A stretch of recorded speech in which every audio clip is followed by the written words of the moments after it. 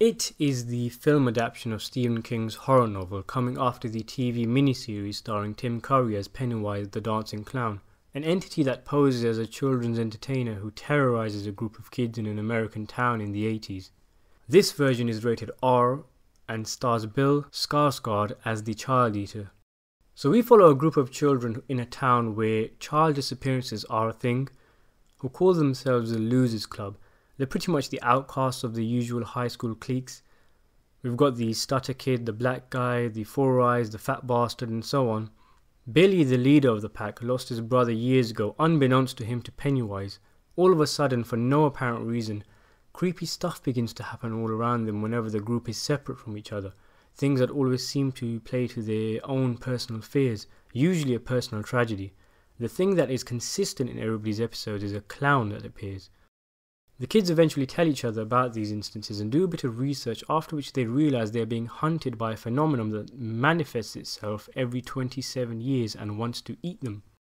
It's a very old school sounding horror plot, and it is quite an old school movie in the sense that everything is as it appears. There isn't necessarily anything underneath the surface level, nothing wrong with that of course, but what I mean to say is a lot of the scares are generated through the visuals and jump instances, but it does lack quality elements that its predecessors excelled in. If I could momentarily compare it to John Carpenter's Prince of Darkness, a movie which I was reminded of whilst watching it, there were a lot of visual scares in that film also. A man decomposing into a horde of beetles, an undead human with its face ripped off. We see similar things in it, a headless dude chasing a kid, a giant crab-like creature. But for some reason there was something about the scares in this film that were just not resonating with me. I wasn't digging it. I think a lot of my issues were related to atmosphere. It doesn't really have an identity in terms of atmosphere.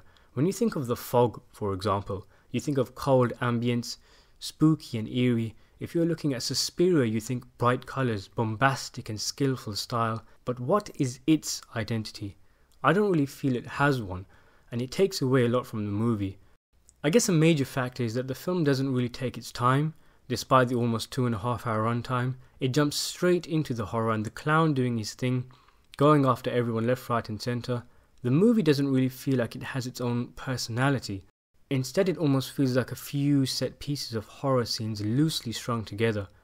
Add that to the fact that we open with a horror scene, a terrific opening I might add, then a couple of more horror scenes of each main character being harassed by the clown, then everyone bonding, then more terror, then a bit more bonding, then a weird rock throwing fight against some bullies, and then some more terror. I don't know, it just feels like it all kind of lacks structure, lacks an efficient arrangement of scenes. Just take your time. We don't need to see Pennywise popping up saying boo every 2 minutes. Sell his appearance. Build the fear, instead of just throwing it at the screen. Speaking of the scares, many of the horror scenes were rendered ineffective because there were a lot of very obvious computer-generated effects, and that's just a massive no-no, especially in horror. If it's clear the effects aren't real, then it just ruins the immersion. Any possible fear you'd feel is immediately evaporated. So that covers the visual scares. The rest of the scares are pretty much jump scares. Nothing wrong with a good jump scare, but when they are scattered so frequently throughout the film and they become so commonplace, each one loses distinctiveness. I only saw the film yesterday and I really can only remember 2 jump scares, which isn't the most confident commendation of a film whose entire shtick relies on these kind of scenes. Is it scary? I don't think so. Loud, yes, but frightening? No. And it's a shame because the movie is dependent on these scares. Without them, there isn't much else to come for. But they're just not very effective. I mean, what's the formula at work with this film? Introduce a scary set piece, have a terrified child walk up to it, unleash a CGI film jump scare accompanied by the occasional seizure-like activity from the clown, and then he disappears, rinse and repeat. But there isn't really much else. No cake under all the sugar and icing. It's unfortunate. To be honest, I found the real-life stuff more upsetting than the supernatural. Parts like a pack of bullies cutting a victim with a knife.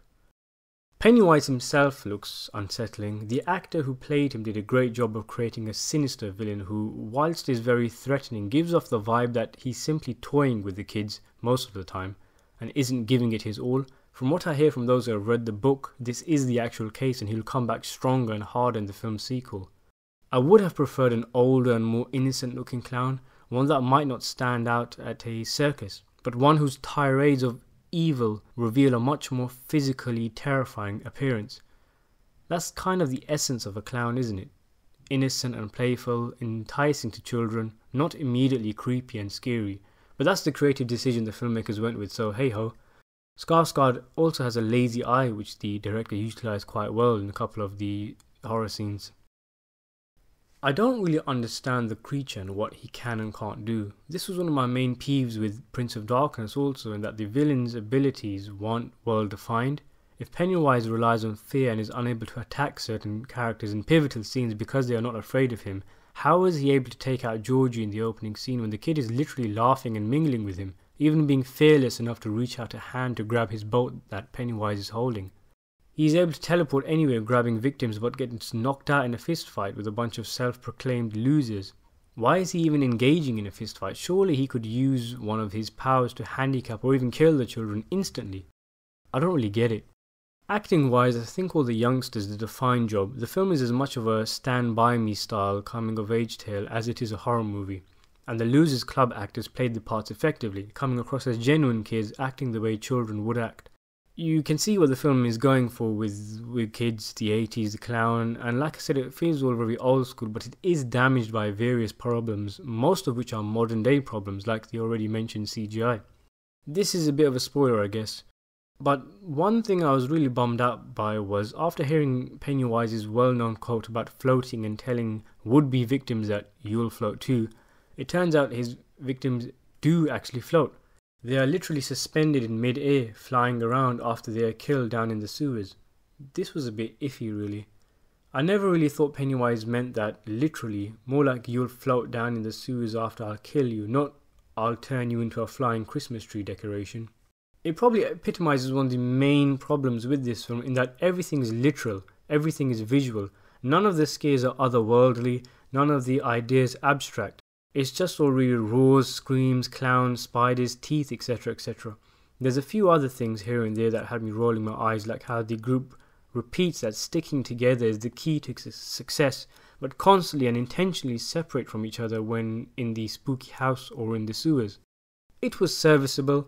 It was functional, but it lacked a kick. It lacked something that I usually refer to as the soul of a movie. Elements of it come off as artificial, rushed, and lacking heart, and to be honest, even with the constant barrage of Pennywise attacks and illusions, I was a bit bored really.